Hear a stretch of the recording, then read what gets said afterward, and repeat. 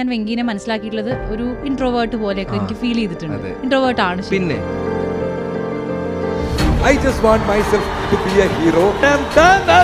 എന്റെ ഒരു 2-3 സിനിമകൾ ഇങ്ങനെ ഡ്രോപ്പായി. ഇനി ഇതിൽ കൂടുതൽ കാണാൻ ഒന്നും ഇല്ലടാന്നുള്ളൊരു അവസ്ഥയാണ്. ഇനി ഞാൻ ആരെയാണ് പേടിക്കേണ്ടത്? ഞാൻ എന്തിനാ ഇങ്ങനെ വലിഞ്ഞു നിൽക്കേണ്ട ആവശ്യം? ഞാൻ തെറ്റല്ലല്ലോ ചെയ്യുന്നത്. സിനിമ അത്ര ഇഷ്ടമാണെങ്കിൽ ഞാൻ ചാൻസ് ചോദിക്കണം. നമുക്ക് ചോദിക്കുന്നില്ലേ ചാൻസ്? അപ്പൊ എന്തുകൊണ്ട് എനിക്ക് ചോദിച്ചുകൂടാന്നുള്ള അവസ്ഥയാ.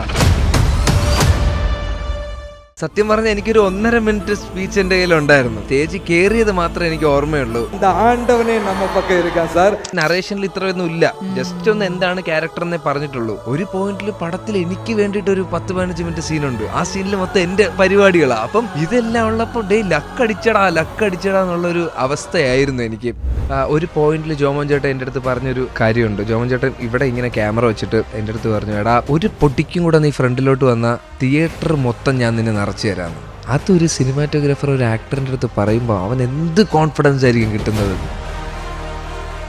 അമ്മ കണ്ടോണ്ടിരിക്കുമ്പം എനിക്ക് കൈയടി വീണു. അമ്മ ഭയങ്കര ഹാപ്പിയാ. എടാ സൂപ്പർ. വീട്ടിൽ വന്ന് അമ്മയെ കണ്ടപ്പോൾ എനിക്കൊരു ഡയറി മിൽക്ക് തന്നു. ഈ വിക്കിപീഡിയയില് വെങ്കടേഷിന്റെ പേര് വന്നിട്ടുണ്ട്, അറിയോ? വിക്കിപീഡിയ അല്ലത്, പാളി. ഇത് താങ്കളല്ലേ?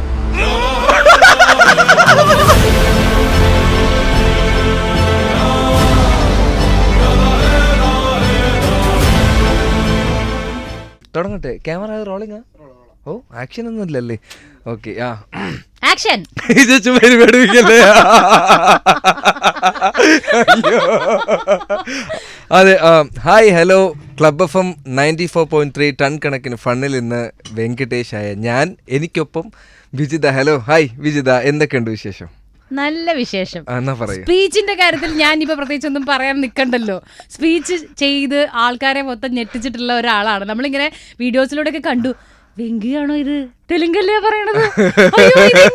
സ്റ്റേജിൽ കയറി ഇത് എന്താണ്, ആറാട്ടോ?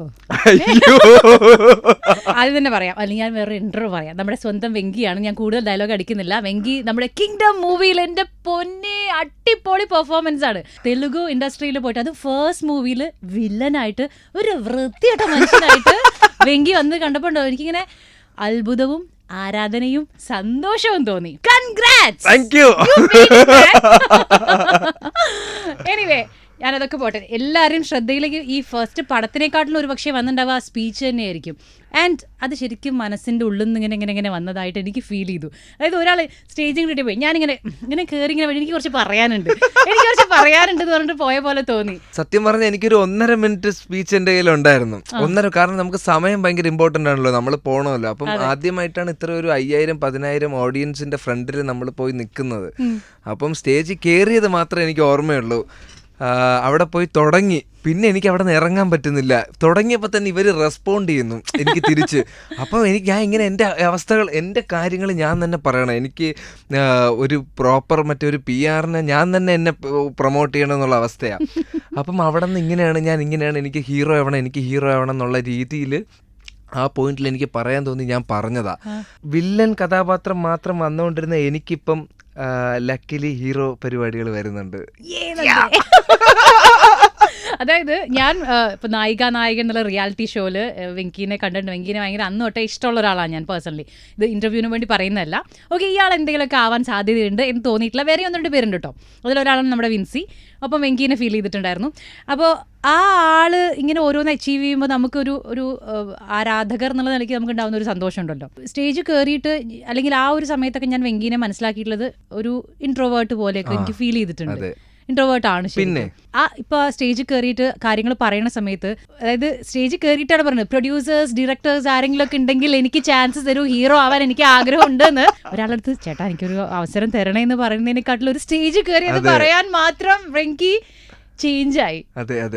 എന്താണ് ചേഞ്ചിന്റെ പിന്നിൽ എന്ന് വെച്ചാൽ ഈ ജേർണിന്ന്, അതായത് എൻ്റെ ഒരു 2-3 സിനിമകൾ ഇങ്ങനെ ഡ്രോപ്പായി. അപ്പം ഇതെല്ലാമാണ് എന്നെ ഡ്രോപ്പായി ഇനി ഇതിൽ കൂടുതൽ കാണാൻ ഒന്നും ഇല്ലടാന്നുള്ളൊരു അവസ്ഥയാണ്. കാരണം ഇങ്ങനെ ഡ്രോപ്പായി, അച്ഛൻ്റെ ഒരു പ്രശ്നം വന്നു. അപ്പം ഇനി ഞാൻ ആരെയാണ് പേടിക്കേണ്ടത്? ഇനി ഞാൻ എന്തിനാണ് ഇങ്ങനെ വലിഞ്ഞു നിൽക്കേണ്ട ആവശ്യം? ഞാൻ തെറ്റല്ലല്ലോ ചെയ്യുന്നത്. എനിക്ക് സിനിമ അത്ര ഇഷ്ടമാണ് ഞാൻ ചാൻസ് ചോദിക്കണം. നമുക്ക് ചോദിക്കുന്നില്ലേ ചാൻസ്? അപ്പം എന്തുകൊണ്ട് എനിക്ക് ചോദിച്ചുകൂടാന്നുള്ള അവസ്ഥയാണ്. അപ്പം എനിക്ക് ഓരോരുത്തരുടെ അടുത്തും പോയി ചോദിക്കുന്നതിന് വരെ എനിക്ക് അങ്ങനെ ഒരു സ്റ്റേജ് കിട്ടി. അപ്പം എനിക്ക് എല്ലാവരുടെ അടുത്തും യൂണിവേഴ്സലായിട്ട് എനിക്ക് ചോദിക്കാമല്ലോ, എനിക്കിങ്ങനെയാണ്, ഞാനാണ് ഈ പടത്തിൽ ഡബ് ചെയ്തത്, നിങ്ങൾ പടം കണ്ടു നോക്ക്, എന്നെയും കൂടെ നിങ്ങൾ പരിഗണിക്കുന്നു. അപ്പം ആ ഒരു മൊമെൻറ്റിൽ എനിക്ക് എന്നെക്കൊണ്ട് അതേ ചെയ്യാൻ പറ്റുള്ളൂ. ഇനി ഞാൻ ഓരോരുത്തർ ഇൻഡിവിജ്വലായിട്ട് എനിക്ക് പറയേണ്ട ആവശ്യമില്ല, ഞാൻ പറഞ്ഞു. അപ്പം ഇത്രയും പടങ്ങൾ ഡ്രോപ്പായ രീതിയും അല്ലെങ്കിൽ അച്ഛൻ്റെ ഇങ്ങനത്തെ ഒരു ഇഷ്യൂ വന്നതിന് ശേഷമാണ് ഞാൻ കുറച്ചും കൂടെ സ്മാർട്ടായത്. എന്ന് വെച്ചാൽ ഞാൻ ഒട്ടും പേഴ്സണലി ഞാൻ ഒട്ടും കോൺഫിഡൻ്റ് ആയിട്ടുള്ള ഒരാളല്ലായിരുന്നു. എനിക്ക് എൻ്റെ ഡ്രസ്സിൽ എനിക്ക് കോൺഫിഡൻസ് ഇല്ലായിരുന്നു, എൻ്റെ നടത്തത്തിൽ കോൺഫിഡൻസ് ഇല്ലായിരുന്നു. അന്നത്തെ സമയത്ത് ഞാൻ ഭയങ്കരമായിട്ട് ട്രിവാൻഡ്രം സ്ലാങ് പറയുന്ന ഒരാളാണ്. എൻ്റെ സ്ലാങ്ങിൽ കോൺഫിഡൻസ് ഇല്ലായിരുന്നു. അപ്പം ഇതെല്ലാം ഞാൻ ശരിയാക്കാൻ വേണ്ടിയിട്ട് എന്തൊക്കെ ഒരു കാട്ടിക്കൂട്ടൽ പരിപാടി ഉണ്ടായിരുന്നു. ഒരു പോയിന്റ് എത്തിയപ്പോഴേ എനിക്ക് മനസ്സിലായത് ഇതിൻ്റെ ആവശ്യമില്ല. നമ്മൾ പോയി നമ്മുടെ ലൈവായിട്ട് നമ്മൾ നിന്നാലേ നമുക്കും ഒരു ജെനുവിനിറ്റി നമുക്ക് കാണിക്കാൻ പറ്റുള്ളൂ. അപ്പം പല സ്ഥലത്തും എൻ്റെ അടുത്ത് പറഞ്ഞിട്ടുണ്ട്, ഇതിങ്ങനെ മാറ്റി, നീ നേരെ ഇരിക്കണം, കോൺഫിഡൻറ്റ്. അപ്പോൾ ഇതെല്ലാം എൻ്റെ മൈൻഡിൽ കയറിയിട്ട് അതിൻ്റെ ഒരു ഷെല്ലിനകത്തായിരുന്നു ഞാൻ. അങ്ങനത്തെ ഒരു തേങ്ങയില്ല എന്ന് പറഞ്ഞിട്ട് അതെല്ലാം സാഹചര്യമൊക്കെ എന്നെ പൊളിച്ചെടുത്ത് എനിക്കിപ്പോൾ ഒരാളോട് സംസാരിക്കാൻ മടിയില്ല. ഞാനിപ്പോൾ ഇരിക്കുന്നത് ചിലപ്പോൾ വേറൊരാൾക്ക് കാണുമ്പോൾ ഒരു മണ്ടനെ പോലെ ആയിരിക്കും, പക്ഷേ എനിക്കത് കുഴപ്പമില്ല, ഞാൻ കോൺഫിഡൻ്റ് ആണ്. ഇനി ഞാൻ ഇടുന്ന വേഷവിധാനത്തിൽ എനിക്ക് യാതൊരുവിധ ബുദ്ധിമുട്ടും ഇല്ല. അപ്പം ഇതെല്ലാം സാഹചര്യങ്ങളാണ് എന്നെ അടിപൊളിയാക്കിയത്. എന്താണെങ്കിലും അന്ന് അവിടെ അത്രയും ഓപ്പൺ ആയിട്ട് പറഞ്ഞിട്ട് അതുകൊണ്ട് ഗുണമുണ്ടായോ? ഞാൻ പറഞ്ഞില്ലേ, എനിക്ക് വരുന്നതെല്ലാം ഹീറോ കഥാപാത്രങ്ങളാണ്. തെലുഗു ഞാൻ കഥകൾ കേട്ടുകൊണ്ടിരിക്കുന്നതാ. നല്ല കുറച്ച് പരിപാടികൾ എനിക്ക് ഓൺ ചെയ്യണം. തെലുങ്ക്, മലയാളം, തമിഴ് എല്ലാം എനിക്ക് ചെയ്യണമെന്നുള്ള ആഗ്രഹം. ഹൈദരാബാദിക്ക് താമസം മാറ്റേണ്ടി വരുമോ? ആവട്ടെ, അങ്ങനെ നല്ല നായക വേഷങ്ങൾ കിട്ടട്ടെ, ഈവൻ ഗംഭീര വില്ലൻ വേഷം അല്ലെങ്കിൽ ഭയങ്കര പ്രാധാന്യമുള്ള ഒരുപാട് റോൾസ് കിട്ടട്ടെ എന്നല്ലേ ഞാൻ പറയുന്നത്. എനിവേ ഞാനിപ്പോൾ ആ സ്പീച്ച് കേട്ടതിൻ്റെ ഒരു എക്സൈറ്റ്മെന്റിലാണ് ഫസ്റ്റ് അത് വെച്ച് തന്നെ തുടങ്ങിയത്. ബട്ട് കിങ്ഡം മൂവി, അതിലെ മുരുകൻ എന്നുള്ള ക്യാരക്ടർ അത് ഓഡിഷൻ കൂടി ഇല്ലാതെയാണ് അവർ ചൂസ് ചെയ്തതെന്ന് പറഞ്ഞു അല്ലേ? ഞാൻ ആ തെലുങ്ക് എനിക്ക് അറിയണ പോലെയൊക്കെ മനസ്സിലാക്കിയപ്പോൾ എനിക്ക് മനസ്സിലാവുന്നുണ്ടായിരുന്നു. അതിലേക്കുള്ള ആ ഒരു എൻട്രി എങ്ങനെയാ കോള് വന്നത്, എപ്പോഴാണ് അത് സംഭവിച്ചത്? റിബൽ എന്ന് പറഞ്ഞൊരു തമിഴ് പടം ഞാൻ ചെയ്തിട്ടുണ്ടായിരുന്നു. അപ്പം അത് കഴിഞ്ഞിട്ടാണ് എനിക്ക് കിങ്ഡത്തിൽ നിന്ന് കോള് വരുന്നത്. അപ്പം ഫസ്റ്റ് കോളിൽ ഞാൻ ആരെങ്കിലും പ്രാങ്ക് ചെയ്യുകയാണോ എന്നുള്ളൊരു ഡൗട്ടാണ്.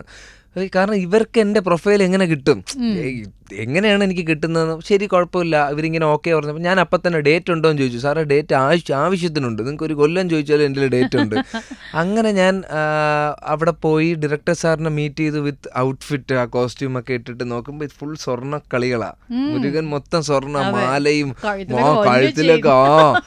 അപ്പം അങ്ങനെ ഡയറക്ടറിൻ്റെ അടുത്ത് പോയി പറഞ്ഞപ്പോൾ പുള്ളി എനിക്ക് ഇങ്ങനെ ക്യാരക്ടർ ഇങ്ങനെയൊക്കെയാണെന്ന് പറഞ്ഞു. ശരിയെന്ന് പറഞ്ഞ് ഞാൻ പോയി. എന്നാലും മനസ്സിൽ എൻ്റെ അടുത്ത് ഓക്കെ എന്ന് പറഞ്ഞില്ല, നമുക്ക് ചെയ്യാമെന്ന് പറഞ്ഞില്ല. ഞാൻ വീണ്ടും സാറിൻ്റെ അടുത്ത് പോയി ചോദിച്ചു, സാർ ഞാൻ നിങ്ങൾക്ക് ഓക്കെ ആണോ? എനിക്ക് ഓക്കെയാണ് ഞാൻ ഇങ്ങനെ വണ്ടടിച്ചിരുന്നു, ഒരു ഓഡിഷൻ പോലും എടുത്തില്ല. പിന്നെ ഓരോ സീൻ ഇങ്ങനെ കഴിഞ്ഞ് ഓരോ സ്കെഡ്യൂൾ കഴിയുമ്പോഴാണ് ഇത്രയും സീൻ ഉണ്ടെന്ന് ഞാൻ മനസ്സിലാക്കുന്നത്. മറ്റേ നറേഷനിൽ ഇത്രയൊന്നും ഇല്ല, ജസ്റ്റ് ഒന്ന് എന്താണ് ക്യാരക്ടർ എന്നേ പറഞ്ഞിട്ടുള്ളൂ. ഒരു പോയിന്റിൽ പടത്തിൽ എനിക്ക് വേണ്ടിയിട്ട് ഒരു 10-15 മിനിറ്റ് സീനുണ്ട്. ആ സീനിൽ മൊത്തം എൻ്റെ പരിപാടികളാണ്. അപ്പം ഇതെല്ലാം ഉള്ളപ്പോൾ ലക്കടിച്ചടാ എന്നുള്ളൊരു അവസ്ഥയായിരുന്നു എനിക്ക്. ഫസ്റ്റ് കമ്മിറ്റ് ചെയ്തപ്പം ഞാൻ പറഞ്ഞില്ലേ, എപ്പോഴും മറ്റേ ആ ജേഴ്സി മൊമെൻ്റ് എനിക്ക് ഫസ്റ്റ് പുള്ളി ഈ പടത്തിൽ നിന്ന് ഇന്നാണ് എന്ന് പറഞ്ഞപ്പോൾ എനിക്ക് പ്രൂവ് ചെയ്യാൻ ഒരു അവസരവും കൂടി എനിക്ക് കിട്ടുകയാണ്. പക്ഷേ ഇതാണ് ലാസ്റ്റ് അവസരം, ഇതിൽ നീ പ്രൂവ് ചെയ്തില്ലെങ്കിൽ നീ അടിച്ചു പോകും എന്നുള്ളൊരു സാധനമല്ല എൻ്റെ മനസ്സിൽ. പക്ഷേ ഇതെനിക്ക് അടുത്തൊരു അവസരമാണ്, ഇത് നീ പ്രൂവ് ചെയ്യടാ എന്ന് പറഞ്ഞൊരു സംഭവമായിരുന്നു. പക്ഷേ അത് ലക്കിലി ആ ഡയറക്ടർ ഭയങ്കര അടിപൊളിയായിരുന്നു. ലക്കിലി എല്ലാ റിവ്യൂലും നല്ല അഭിപ്രായമായിരുന്നു. അപ്പൊ അത് ഡയറക്ടർ വിളിച്ചപ്പോൾ തന്നെ അറിയായിരുന്നോ ഇത് വിജയ് ദേവരകൊണ്ടയുടെ പടമാണെന്ന് അറിയായിരുന്നു? പിന്നെ എന്റെ അടുത്ത് ഫസ്റ്റേ പറഞ്ഞു, ഇത് ഗൗതം തിന്നന്നൂരി ജേഴ്സി ഡയറക്ടറിന്റെ ആണ്, വിജയ് ദേവരകൊണ്ടയുടെ സിനിമയാണെന്ന് ഫസ്റ്റ് കോളിൽ എനിക്കറിയാം. വില്ലനാണെന്നല്ല, ഒരു മെയിൻ ക്യാരക്ടർ ആണെന്നേ പറഞ്ഞോളൂ. ഡയറക്ടർ സാറിനെ പോയി കണ്ടപ്പോൾ പറഞ്ഞു ഇങ്ങനെ മെയിൻ വില്ലൻ പരിപാടിയാണ് എന്ന് പറഞ്ഞപ്പം അതൊരു ഭയങ്കര മൊമെന്റ് ആയിരുന്നു. എന്നാലും ഷൂട്ട് തുടങ്ങാതെ നമുക്കൊരു ടെൻഷൻ ഉണ്ടല്ലോ, ഷൂട്ട് ഇപ്പം മാറ്റോ നാളെ മാറ്റോ എന്നുള്ളത്. ഒൺസ് ഷൂട്ട് അന്ന് ഗിരീഷ് ഏട്ടനായിരുന്നു സിനിമാറ്റോഗ്രാഫി. അപ്പം ഗിരീഷ് ഏട്ടനാണ് ഫസ്റ്റ് എൻ്റെ ഷോട്ട് എടുക്കുന്ന, ഒറ്റ ഷോട്ടേ ഗിരീഷ് ഏട്ടൻ എടുത്തിട്ടുള്ളൂ. അപ്പം ഗിരീഷ് ഏട്ടൻ എടുത്ത് ഷോട്ട് കഴിഞ്ഞപ്പം യെസ് പടത്തിൽ ഇന്നായടാ, ഇനി അവർക്ക് എന്നെ മാറ്റാൻ പറ്റൂലടാ എന്ന് പറഞ്ഞൊരു ഹൈ പോയിന്റ് ആയിരുന്നു. പിന്നെ ഉള്ളതായിരുന്നു ജോമോൻ ചേട്ടനൊക്കെ. ഇത് സൂപ്പർ ടീമായിരുന്നു. ഭാഷ ഇംഗ്ലീഷ് ആയിരുന്നു എങ്കിലും പറഞ്ഞ് പലതും ഒപ്പിക്കും.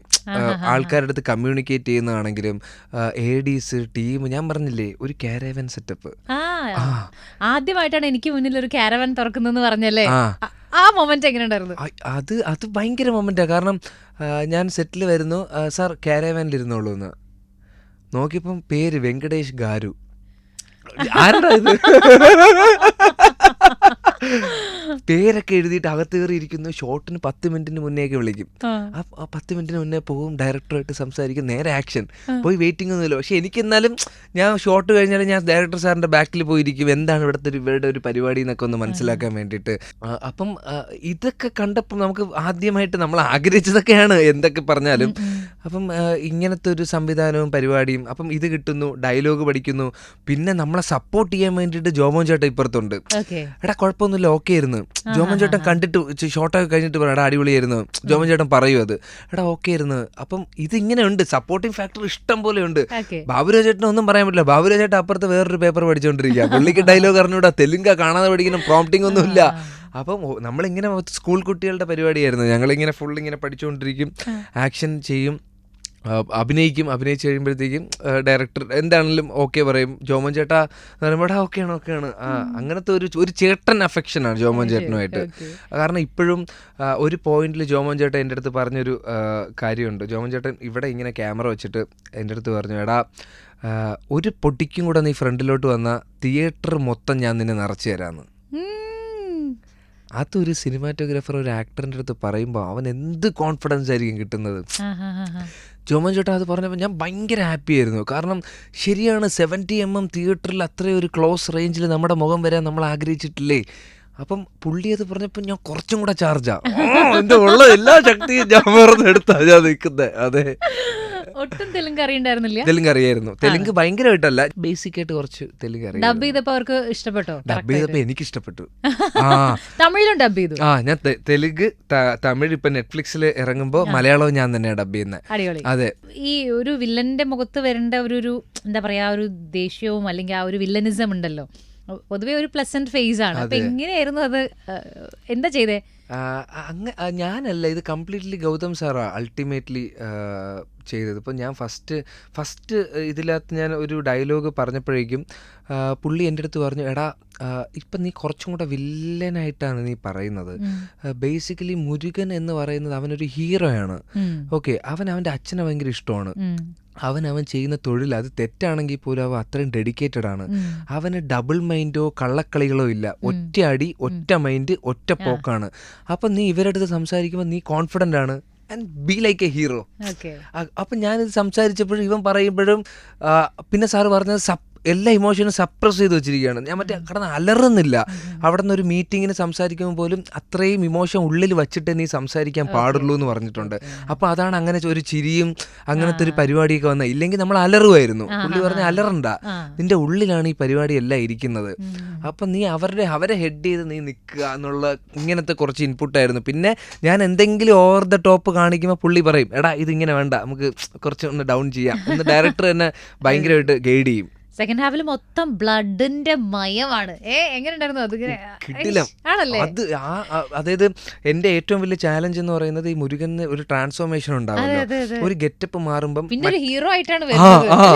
ആ ഒരു പ്രത്യേക മൊമെന്റ് കഴിഞ്ഞ് ഹീറോ ആയിട്ടൊരു വരവാണ് മുരുകന്റെ. അതെ, അപ്പം ഇവൻ ഭയങ്കര തെറിച്ച് നടക്കുന്ന ഒരുത്തനാ. അപ്പൊ ഇവൻ കുറച്ചും കൂടെ പവർഫുള്ളുണ്ട്. ഇവൻ പവർഫുള്ളാണ്, മര്യാദയ്ക്ക് കുറച്ചൊക്കെ സംസാരിക്കുള്ളൂ, അവൻ്റെ ബോഡി ലാംഗ്വേജ്. അപ്പം ഇതെല്ലാം വ്യത്യാസം വേണമെന്ന് സാറ് പറഞ്ഞിട്ടുണ്ടായിരുന്നു. അതും ഇതും തമ്മിൽ നമുക്ക് അറിയണം.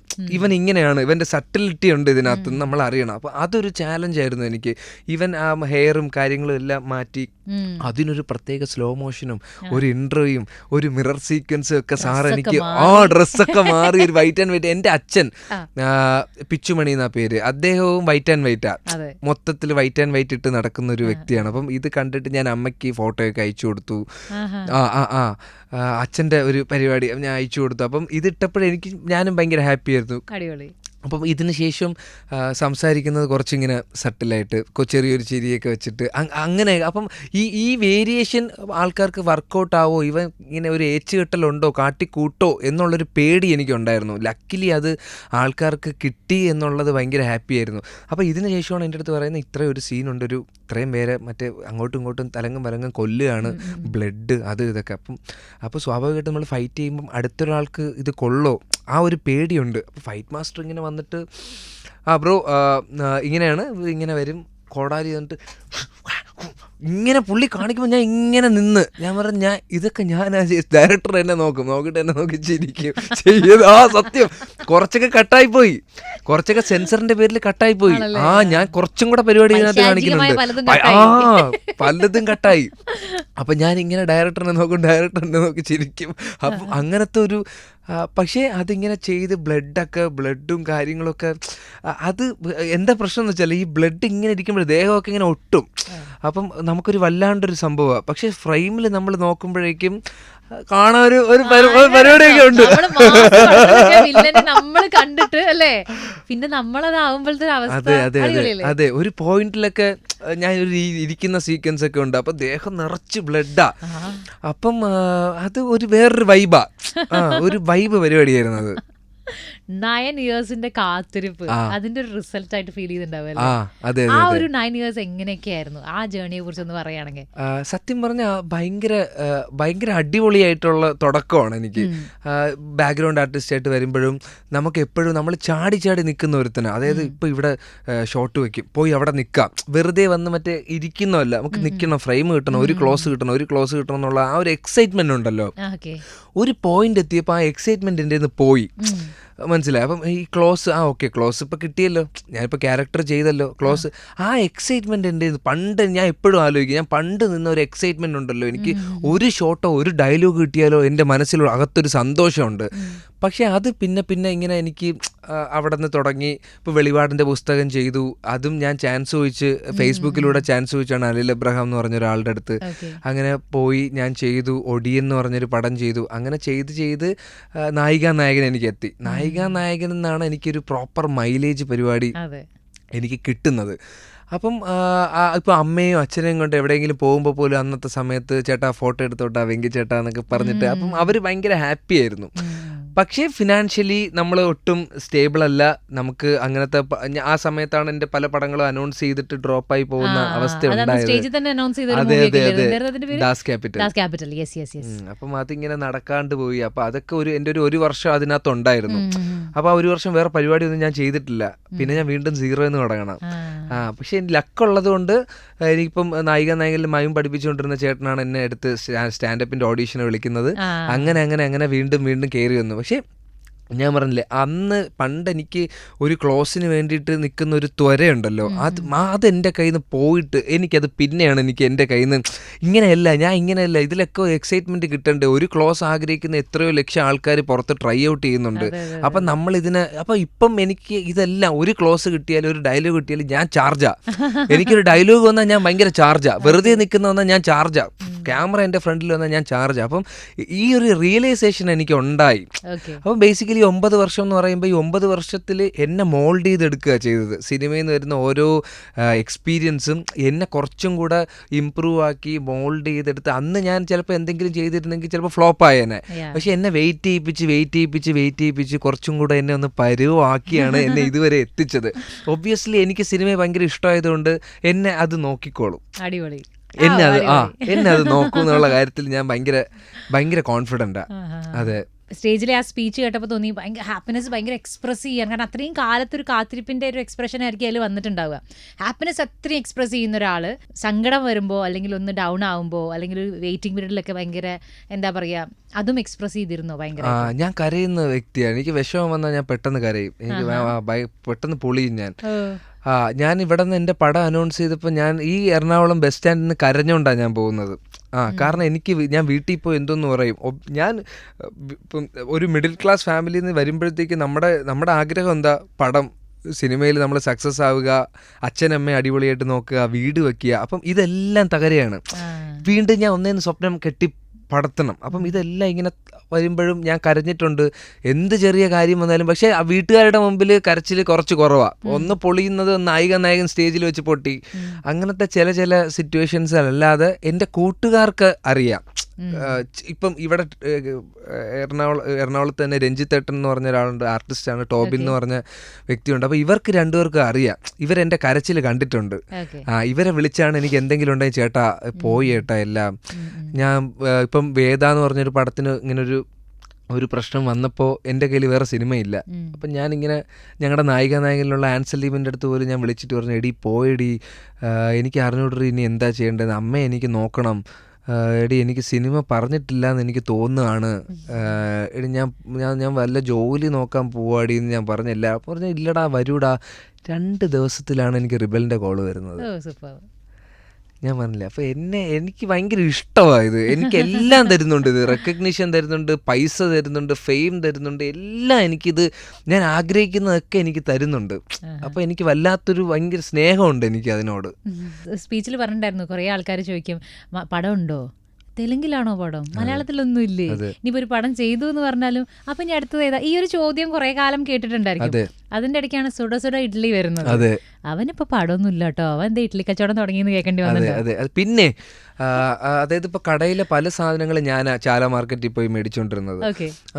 അപ്പം ഞാനിങ്ങനെ എനിക്ക് ഭയങ്കര ഞാൻ ചിരിച്ചൊരു മൊമെന്റ് ഉണ്ട്. അപ്പം ഞാനിങ്ങനെ ചാലയിൽ ഇങ്ങനെ കവറോ എന്തോ മേടിക്കാനായിട്ട് ഞാനിങ്ങനെ വണ്ടിയിൽ ലുങ്കിയൊക്കെയാ.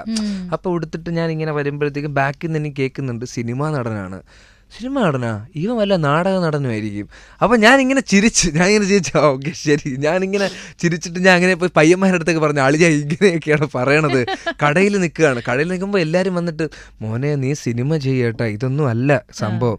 ഞാൻ പറഞ്ഞു ചേച്ചി ഞാൻ ചെയ്യുന്നുണ്ട്, ഒരു തെലുങ്ക് പടമാണ്, മലയാളം ഇല്ലേ നിനക്ക്, പടം ഏതെങ്കിലും ചെയ്താൽ പോലെ ചേച്ചി, തെലുങ്കാണെങ്കിലും മലയാളമെങ്കിലും തമിഴാ, എന്താ പ്രശ്നം. അപ്പം ഇതാണ് എനിക്ക് പലരും ഫേസ് ചെയ്തുകൊണ്ടിരുന്ന ചോദ്യം. അതായത് ഏതോ ഒരു ഇതിൽ അത് സിനിമ തിരക്കൊന്നും ഇല്ല, ഇപ്പം ഇഡലിക്കട മാത്രം എന്ന് പറഞ്ഞിട്ടൊരു യൂട്യൂബ് തംബ്നെയിലൊക്കെ ഞാൻ കണ്ടു. ചേട്ടാ തിരക്കൊന്നും ഇല്ല, ഞാൻ നിങ്ങളടുത്ത് പറഞ്ഞതെന്ന് വെച്ചാൽ എനിക്കൊരു സിനിമ ഞാൻ ചെയ്തുകൊണ്ടിരിക്കുക, അടുത്തടുത്ത സിനിമകളൊന്നും ഇല്ലാന്നേ ഉള്ളൂ, സിനിമ തിരക്കൊന്നും. അപ്പം പലരും അല്ല നിങ്ങൾ സിനിമയെ ഫോക്കസ് ചെയ്യണം, സിനിമയാണ് മെയിൻ. ഇത് നമ്മളൊരു ഇത് ഇഡലിക്കടയുടെ ഗുണം എന്താണെന്ന് അറിയാമോ? നമ്മളിപ്പോൾ കട തുടങ്ങിക്കഴിഞ്ഞാൽ 2.5 മണിക്കൂർ 3 മണിക്കൂർ ഞാൻ കടയില്ല.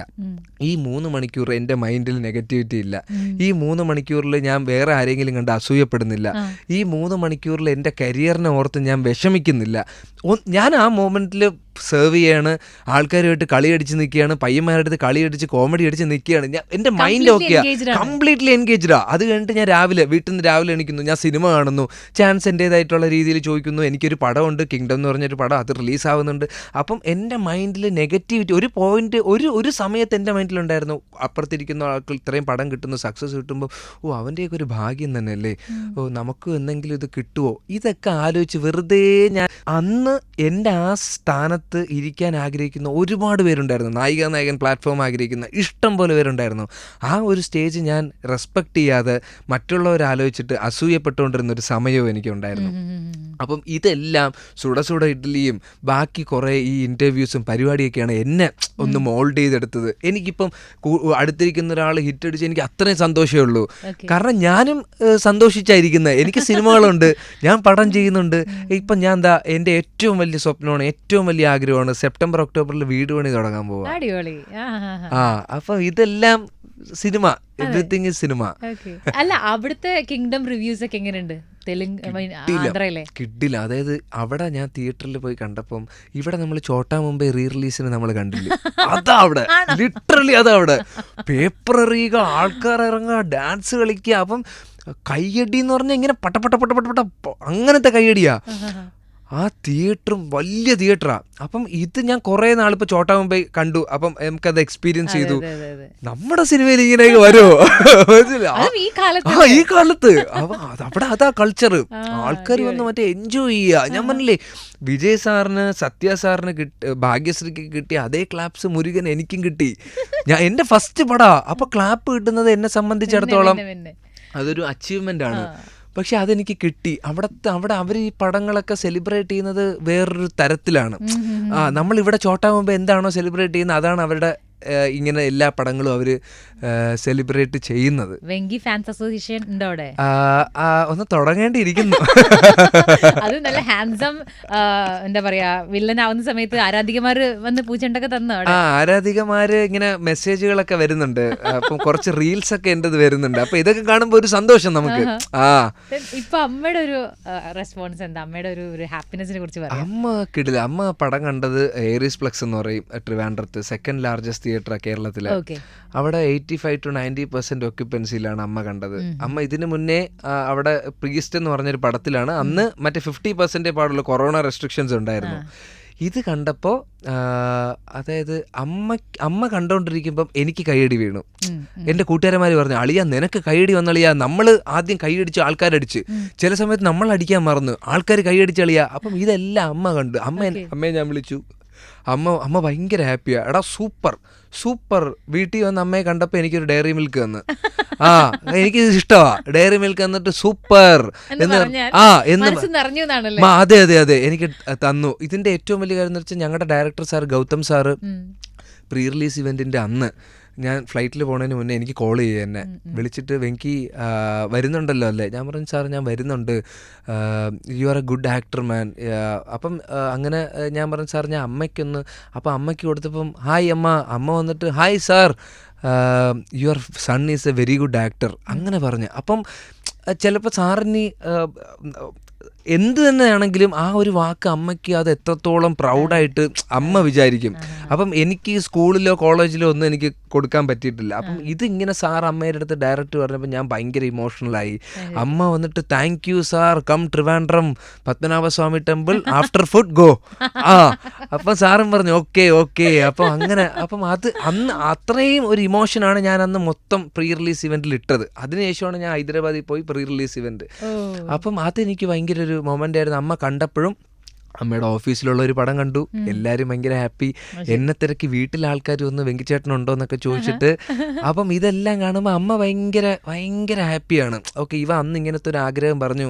അൾട്ടിമേറ്റ്ലി അമ്മ ഞാൻ ഹാപ്പിയാണെങ്കിൽ അമ്മ ഭയങ്കര ഹാപ്പിയാണ്. അമ്മയുടെ ഭാഗത്തു നിന്ന് എനിക്ക് ഒരു പ്രാവശ്യം എൻ്റെ 27-28 വയസ്സ് വരെ എനിക്ക് പൈസ തന്നത് എൻ്റെ വീട്ടുകാരാ. എനിക്ക് വളരെ ചെറുതായിട്ട് ഞാൻ അവിടെ ഇവിടെ നിന്നൊക്കെ പോയി എനിക്ക് കിട്ടത്തേ ഉള്ളൂ. എനിക്ക് തന്നുകൊണ്ടിരുന്ന വീട്ടുകാരാ. അതിലെനിക്കൊരു നാണക്കേടും എനിക്ക് ബേസിക്കലി ഉണ്ടായിട്ടുമില്ല. നാണക്കേട് ഉണ്ടാവുന്ന രീതിയിൽ അവരെൻ്റെ അടുത്ത് പെരുമാറിയിട്ടുമില്ല. അവർ പറഞ്ഞ കുഴപ്പമില്ല, നീ വെയിറ്റ് ചെയ്യും, പടം നല്ലത് വന്നിട്ട് നീ ചെയ്താൽ മതി, നിനക്ക് ഇഷ്ടമുള്ള ചെയ്താൽ മതി, നിനക്ക് ഇഷ്ടപ്പെട്ട പ്രൊഫഷനാണ്, നീ ഹാപ്പി ആയിട്ടിരി എന്നുള്ളൊരു സപ്പോർട്ടാണ്. അപ്പം അങ്ങനെ ഒരു സപ്പോർട്ട് നമുക്ക് കിട്ടുമ്പം ആ പ്രഷർ ഇല്ലല്ലോ. എനിക്കറിയാം എൻ്റെ പല ഫ്രണ്ട്സിൻ്റെ വീട്ടിലും വെൽത്തി ആയിട്ടുള്ളവരാണ് അവർ. പക്ഷേ ഇങ്ങനെ പറയും, എടാ 2 വർഷം സിനിമ നോക്ക്, ട്രൈ വർക്കൗട്ട് ആയില്ലേ നീ വരണം വന്ന്. അവർക്ക് ആ പ്രഷർ ഉണ്ട്. ഇവിടെ ഒന്നുമില്ല നമുക്ക്, പക്ഷെ നമ്മൾക്ക് ആ ഒരു പ്രഷർ ഇല്ല. അതാണ് വലിയ കാര്യമാണ്, അൾട്ടിമേറ്റ് ആണത്. അമ്മയുടെ ഒപ്പം പോയി സിനിമ കാണുന്നുണ്ടോ നീ? പ്ലാൻ അമ്മയുടെ ഒപ്പം പോയിട്ട് കാണണം. ഞാൻ 6-ാം തീയതി അതിനാ വന്നത് ട്രിവാൻഡ്രത്ത് അമ്മയുടെ ഒപ്പം കാണാം. പക്ഷെ അന്ന് പറ്റിയില്ല. ലക്കിലി കുറച്ച് മീറ്റിംഗ്സ് ഒക്കെ ഉണ്ടായിരുന്നു, നറേഷനൊക്കെ. മലയാളത്തിൽ ഇങ്ങനെ ചോദിച്ചിരുന്നു. പക്ഷെ കൂടുതലും വരുന്നത് തെലുങ്കിൽ നിന്നാണ്. അതെ. അപ്പം നറേഷനും കാര്യങ്ങളൊക്കെ ഇങ്ങനെ നടക്കുന്ന കാരണം എനിക്ക് പോകാൻ പറ്റില്ല. ഇനി ഇവിടെ നിന്നൊക്കെ കഴിഞ്ഞിട്ട് അമ്മയുടെ ഒപ്പം ഒന്ന് പോയി കാണണമെന്നാണ് ആഗ്രഹം. 1-2 മൊമെന്റ്സിനെ കുറിച്ച് ചോദിക്കട്ടെ. അതായത് ഇപ്പോൾ പടം കഴിഞ്ഞിട്ട് വരുമ്പോൾ മുരുകൻ വെങ്കിടേഷ് VP എന്ന് പറഞ്ഞിട്ട് ആ ഒരു പേര് കാണുന്ന സമയത്ത് ആ ഒരു മൊമെന്റ് എങ്ങനെയാണ്? പേര് കാണുന്ന സമയത്ത് എനിക്ക് എൻ്റെ ഈ പടത്തിൻ്റെ ഫസ്റ്റ് ഷോട്ട് തൊട്ട് ഞാൻ എൻ്റെ ഇത്രയും വലിയൊരു പടത്തിൽ ആൾക്കാർ കൈയടിക്കുന്നതാണ് എൻ്റെ ഏറ്റവും വലിയ മൊമെൻറ്റ്. എൻ്റെ ഇതിന് കൈയടി കഴിഞ്ഞു ആൾക്കാർ വന്ന് ഞാൻ ഹൈദരാബാദ് തിയേറ്ററിലാണ് പോയത്. ഹൈദരാബാദിൽ പോയിട്ട് ഞാനിങ്ങനെ അതിലൊരു ഗെറ്റപ്പ് ഇപ്പോഴൊരു ഗെറ്റപ്പ് അല്ലേ. അപ്പം മുരുകാന്ന് ആൾക്കാർ വിളിക്കുന്ന എന്നെ കണ്ടിട്ട്, മുരുക എന്നൊക്കെ. അപ്പോൾ ഇത് എന്നെ ആർക്കും അറിഞ്ഞൂടാ ഹൈദരാബാദിൽ. പക്ഷെ കുറച്ചുപേർ എന്നെ റെക്കഗ്നൈസ് ചെയ്ത് തുടങ്ങി, ഫോട്ടോ എടുത്തു. അൾട്ടിമേറ്റ് ഒരു മൊമെന്റ് ഉണ്ട്. ഇത് ചിലപ്പം കാണുന്നവർക്ക് ക്രിഞ്ചാണോ, ഇവ ഇതൊക്കെ എൻജോയ് ചെയ്യുന്നതെന്ന് ചോദിക്കും. എന്താന്ന് വെച്ചാൽ കുറച്ച് കുട്ടികളെ കണ്ടു, അവരിങ്ങനെ സെൽഫിയൊക്കെ എടുത്തിട്ട് ഇങ്ങനെ വന്നപ്പോഴത്തേക്കും ഒരു കുട്ടി ഫോൺ ഇങ്ങനെ കാണിച്ചു നോക്കിയാൽ വാൾപേപ്പർ എൻ്റെ ഫോട്ടോ.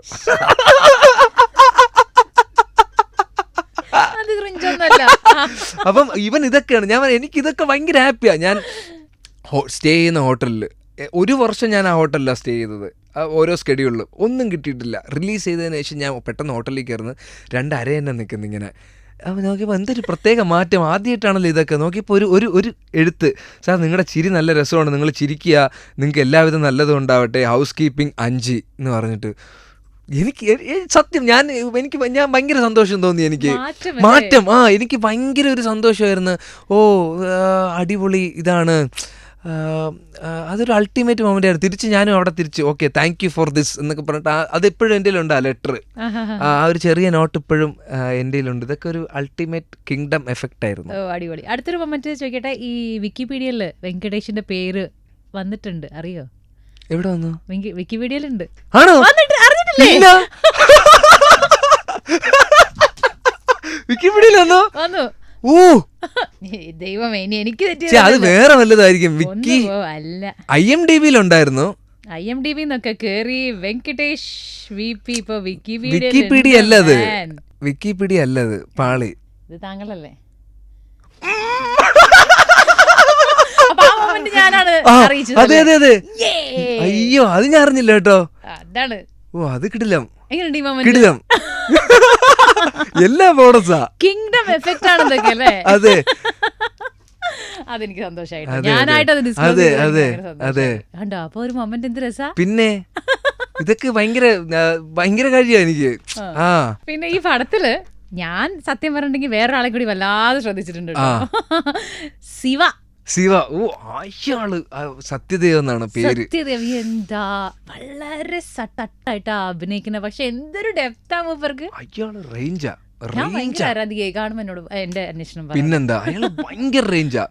കാരണം ഞാൻ പ്രീ റിലീസ് ഇവന്റിലും പറഞ്ഞു, സാർ നിങ്ങൾ സൂപ്പർ ആക്ടർ സാർ. ഞാൻ എൻ്റെ ഉള്ളി തട്ടിയാണ് പറഞ്ഞത്. കാരണം പുള്ളി ചെയ്ത എല്ലാ തെലുങ്ക് പടം എടുത്താലും ഭയങ്കര ഇന്റൻസിറ്റിയാണ് പുള്ളി കൊടുക്കുന്നത്. മഹേഷിന്റെ പ്രതികാരം തെലുങ്ക് റീമേക്ക് ചെയ്തിട്ടുണ്ട്, നല്ലതാ. തെലുങ്കില് പുള്ളിയാണ് ചെയ്തത്, അടിപൊളിയാ. പുള്ളി വേറൊരു ക്യാരക്ടറൈസേഷൻ പിടിച്ചാ ചെയ്തത്. അപ്പൊ പുള്ളി എനിക്ക് ആ പ്രോസസ്സൊക്കെ എനിക്ക് ഇങ്ങനെ പറഞ്ഞു തരും. അങ്ങനത്തെ ഒരു സംഭവമാണ് ഞാൻ പിടിച്ചത്. ഈ പടം ചെയ്യുമ്പോൾ പോലും ഞാൻ ചോദിക്കും പുള്ളി എന്താണ് ഇപ്പം നിങ്ങളുടെ മൈൻഡിൽ. അപ്പോൾ പുള്ളി ഓരോന്നും പറയും. ഞാൻ ഒരു സീനിൽ ഇങ്ങനെ ചെയ്തുകൊണ്ടിരുന്നപ്പോൾ ഒരു സീനിൽ ഒരു സാധനം ഞാൻ ഒന്ന് റിപ്പീറ്റ് ചെയ്ത്, കാരണം ഓരോ ടേക്കിൽ നമ്മൾ ഓരോന്നായിരിക്കും ചെയ്യുന്ന. ഒരു സാധനം റിപ്പീറ്റ് ചെയ്ത് പറഞ്ഞ് വെങ്കി നീ ആ സാധനം ഇപ്പോൾ 2ാമത്തെ പ്രാവശ്യം ഇടുന്നത്, അതൊന്ന് നോക്കിക്കോ. അങ്ങനെ അത്രയും, കാരണം പുള്ളി എൻ്റെ ഓപ്പോസിറ്റ് നിൽക്കുക. അപ്പോൾ പുള്ളി അത് പറഞ്ഞു തരുന്നെങ്കിൽ അത് പുള്ളിയുടെ നല്ല ക്വാളിറ്റിയാണ്. പുള്ളി ഒരു അസാധ്യ ആക്ടറാണ്. പുള്ളി വേറെ ലെവലിൽ വരും, ഉറപ്പാ. പുള്ളി ഇപ്പോഴേ അത്യാവശ്യം തെലുങ്കിൽ അത്യാവശ്യം ലീഡിങ് ആയിട്ടുള്ള ഒരു ആക്ടറാണ്, ഒരുപാട് സിനിമകളുണ്ട്. പക്ഷെ പുള്ളിയുടെ ലെവൽ അനുസരിച്ച് റേഞ്ച് അടിക്കും. പുള്ളിയുടെ ഫസ്റ്റ് ആയിട്ട് കാണുന്ന സിനിമ ഇതാണ്. എനിവേ, അടിപൊളി ഒരു മൂവിയുടെ ഭാഗമായിരിക്കുകയാണ്. മലയാളത്തിൽ ചെയ്ത സിനിമകളിൽ ഏറ്റവും മനസ്സിൽ പ്രിയമുള്ള ഒരു സിനിമ ഏതാണ്? എല്ലാം നമുക്ക് പ്രിയപ്പെട്ടതാണ്, എന്നാലും എല്ലാം ഒരു എക്സ്പീരിയൻസ് ആയിരുന്നു. എനിക്കങ്ങനെ ചെയ്തിട്ടുണ്ട്, വേദ ചെയ്തിട്ടുണ്ട്. അതെ അതെ, ഓരോ പടവും ഇപ്പം സ്റ്റാൻഡപ്പ് കിട്ടിയപ്പം ആദ്യം താഴ്ന്നു നിന്നപ്പോൾ ഒരു ഓഫർ എനിക്ക് കിട്ടി, അതായിരുന്നു എൻ്റെ എക്സ്പീരിയൻസ്. പ്രീസ്റ്റിലോട്ട് വരുമ്പോഴത്തേക്കും മമ്മൂക്കയുടെ ഒപ്പം. പക്ഷേ അന്ന് എൻ്റെ ഒരു ഇമ്മച്യൂരിറ്റി കാരണം എനിക്ക് ഒരുപാട് ടെൻഷൻ പാർട്ടിയായിരുന്നു ഞാൻ. അപ്പോൾ അത് കാരണമാണ് എൻ്റെ പെർഫോമൻസിന് എനിക്ക് പ്രശ്നമായത്. ഇപ്പോൾ പ്രീസ്റ്റ് ചെയ്തപ്പോൾ സിങ് സൗണ്ടാണ്, ഞാൻ ആദ്യമായിട്ടാണ് സിങ് സൗണ്ട് ചെയ്യുന്നത്. അപ്പോൾ അതായിരുന്നു എൻ്റെ എക്സ്പീരിയൻസ്. കൊക്കോ വന്നപ്പം വേറൊരു പ്രത്യേക ടീം, വേദ വന്നപ്പോൾ അത് ലീഡായിട്ടാണ് ഞാൻ ചെയ്യുന്നത് ഒരു കോളേജ് പശ്ചാത്തലത്തിൽ. അപ്പം ഓരോന്നും എനിക്ക് ഇമോഷണലി അത്രയും കണക്റ്റഡാണ്. പക്ഷെ എനിക്ക് ഇവനെ കുറച്ചും കൂടെ എനിക്ക് ഇഷ്ടമാണ്, മുരുകനെ. അതെ അതെ, കുറച്ചും കൂടെ എനിക്ക് അതെ ഇഷ്ടമാണ്. ഇനി വരാനിരിക്കുന്ന, അതായത് ഇപ്പോ ഇങ്ങനെ എന്താ പറയാ, ഓക്കെ ചെയ്യുമോ ഇങ്ങനെ ഒരു ക്യാരക്ടർ ഉണ്ട് എന്നൊക്കെ പറഞ്ഞ കുറെ എൻക്വയറീസ് ഒക്കെ വരുന്നുണ്ട്, പ്രത്യേകിച്ച് തെലുങ്കെന്ന് പറഞ്ഞല്ലോ. ഏതൊക്കെയാണ് ഇനി അതിനെക്കുറിച്ച് എന്തെങ്കിലും പറയാൻ പറ്റുമോ? ഇല്ല, ഒന്നും കമ്മിറ്റഡ് ആയിട്ടില്ല ഇപ്പം. കാരണം പടം റിലീസായിട്ട് ഇപ്പം 4-5 ദിവസമല്ലേ ആയുള്ളൂ. അപ്പോൾ സ്ക്രിപ്റ്റ് വരുന്നു, സ്ക്രിപ്റ്റുകൾ ഇങ്ങനെ ഓരോന്നും വായിച്ചുകൊണ്ടിരിക്കണം. അപ്പോൾ എല്ലാം ലീഡ് പരിപാടിയാണ്. അപ്പം അതിൽ നല്ലൊരു പരിപാടി, ഒരു ഇപ്പം വില്ലനിൽ നിന്ന് സ്ട്രെയിറ്റ് ഓപ്പോസിറ്റ് ആയിട്ടുള്ള ഒരു റൊമാൻസ് ഒക്കെ പിടിക്കാൻ താല്പര്യമുണ്ട്. അത് ഒന്ന് ട്രൈ ഔട്ട് ചെയ്ത് നോക്കാൻ താല്പര്യമുണ്ട്. അപ്പം ഒന്നും കൺഫേം ആയിട്ടില്ല. അപ്പം ഇങ്ങനെ സംസാരിച്ചുകൊണ്ടിരിക്കുക, എന്തെങ്കിലും ഉടനെ കൺഫേം ആവും. തെലുങ്കിന്റെ സ്വന്തം മുരുകന്, മലയാളത്തിന്റെ സ്വന്തം വെങ്കിക്ക് എല്ലാവിധ ആശംസകളും. ആ സ്റ്റേജിൽ പറഞ്ഞ പോലെ ആ ഒരു ജെന്യുവിനിറ്റിക്ക് ഇയാൾക്ക് ഒരുപാട് നല്ല, എന്താ പറയാ, അത് നടക്കട്ടെ എന്ന് നമ്മൾ പോലും ആഗ്രഹിച്ചു പോവും. ആ സ്പീച്ചിന്റെ താഴെ വന്നുള്ള കോമന്റ്സ് ഒക്കെ അങ്ങനെയാണ്, ഭയങ്കര പോസിറ്റീവായിട്ടാണ് എല്ലാവരും പറയുന്നത്. അപ്പോൾ wish you all the best. അങ്ങനെ ആഗ്രഹിക്കുന്ന ഉയരങ്ങളിൽ എത്താൻ പറ്റട്ടെ. മലയാളത്തിൽ കുറെ അടിപൊളി ക്യാരക്ടേഴ്സ് കിടിലം ചെയ്യാൻ പറ്റട്ടെ. All the best. Thank U.